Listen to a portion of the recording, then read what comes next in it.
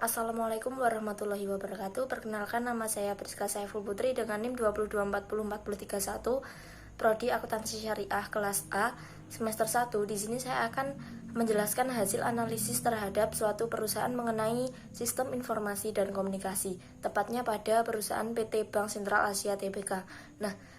Sebelumnya, sistem informasi bank merupakan suatu sistem pengolahan data keuangan dan pelayanan jasa perbankan secara elektronis dengan menggunakan sarana komputer, telekomunikasi, dan sarana elektronis lainnya.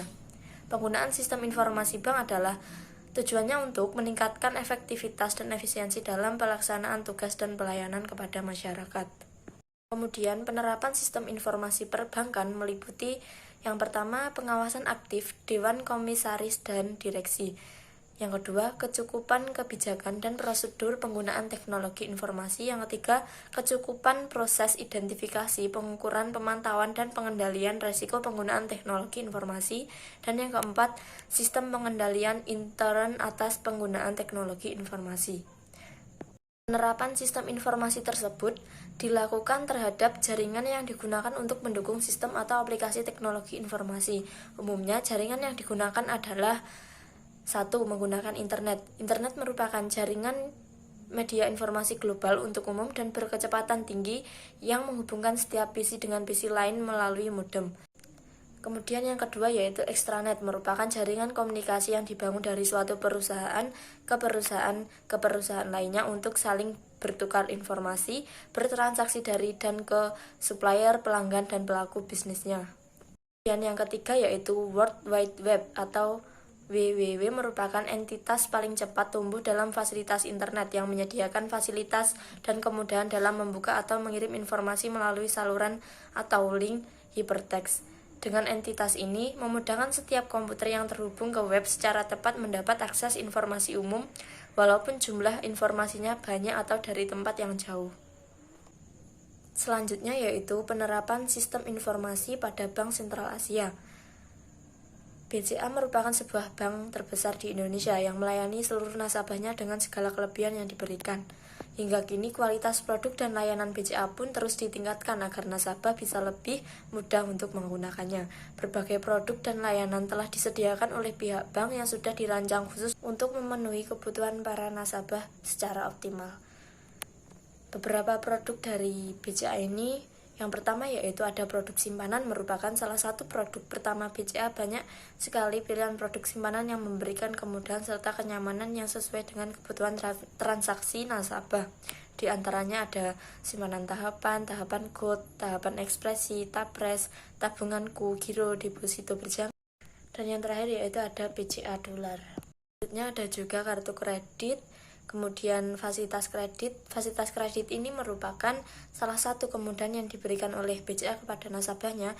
Banyak manfaat dan fasilitas kredit yang ditawarkan beserta kemudahan dan keuntungan. Di antaranya kredit pemilikan rumah, kredit kendaraan bermotor, kredit modal kerja, kredit sindikasi, kredit ekspor, kredit investasi, distributor financing, supplier financing, dealer financing, warehouse financing, dan trust receipt.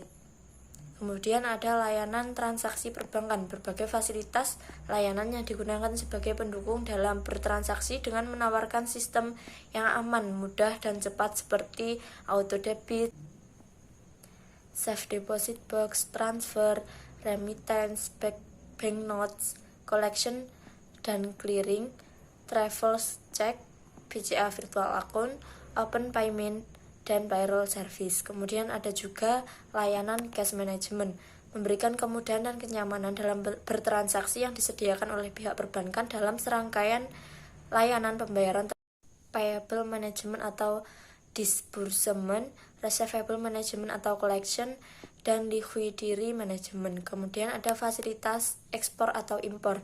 Berbagai fasilitas dalam melayani transaksi ekspor dan impor yang ditawarkan di BCA ini, nasabah bisa menikmati karena pihak BCA sudah bekerja sama dengan bank koresponden yang tersebar lebih kurang 107 negara. Kemudian layanan yang diberikan Bank BCA ini meliputi letter of credit, negotiation, bankers asset, bills discounting, dan documentary collection. Kemudian ada juga fasilitas valuta asing, memberikan perlindungan kepada nasabahnya yang sedang melakukan transaksi internasional tanpa harus takut akan resiko kerugian akibat fluktuasi nilai tukar di antaranya ada spot, forward, dan swap. Kemudian perbankan elektronik BCA. Banyaknya layanan perbankan elektronik yang disediakan BCA dalam mempermudah para nasabah saat melakukan transaksi perbankan secara cepat, mudah, dan aman seperti yang pertama yaitu ATM BCA.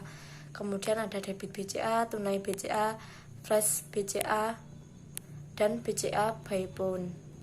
Kemudian yang terakhir ada juga mobil BCA.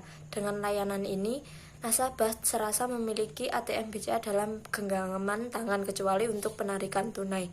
Berbagai transaksi perbankan dapat dilakukan nasabah melalui ponselnya, seperti semudah bertransaksi di ATM BCA. Transaksi yang dapat dilakukan dengan M-BCA yaitu M-Info, M-Transfer, M-Payment, M-Commerce, dan M-Admin, dan masih banyak lagi. Baik, kesimpulan dari penerapan sistem informasi dan komunikasi pada PT Bank Sentral Asia Tbk yaitu yang pertama, peranan sistem informasi bank memiliki peranan yang penting sebagai keberhasilan karena sebagai sistem penunjang operasi dan sebagai sistem penunjang manajemen.